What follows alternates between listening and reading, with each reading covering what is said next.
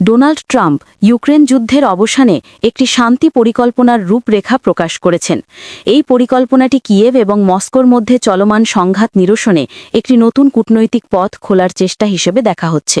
খসড়া পরিকল্পনা অনুযায়ী ইউক্রেনকে তার পূর্বাঞ্চলীয় ডনবাস এলাকা এবং ক্রিমিয়া উপদ্বীপের নিয়ন্ত্রণ কার্যত রাশিয়ার কাছে ছেড়ে দিতে হবে। যুক্তরাষ্ট্র এই অঞ্চলগুলোকে রাশিয়ার ভূখণ্ড হিসেবে মেনে নেবে। ইউক্রেনের সামরিক বাহিনীর আকার সীমিত করতে হবে এবং ন্যাটোতে যোগদানের উচ্চাকাঙ্ক্ষা ত্যাগ করতে হবে।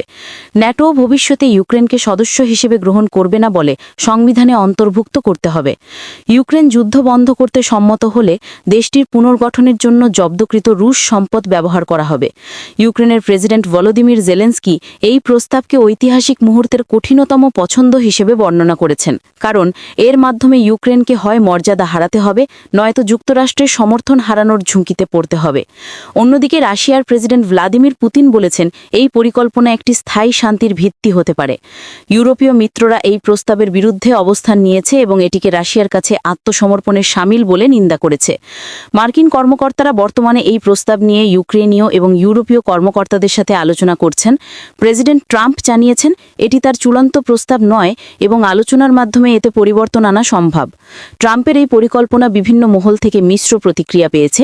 কিছু বিশ্লেষক এটিকে যুদ্ধ শেষ করার একটি সম্ভাব্য উপায় হিসেবে দেখছেন, তবে অনেকেই এর কার্যকারিতা নিয়ে সন্দেহ প্রকাশ করেছেন।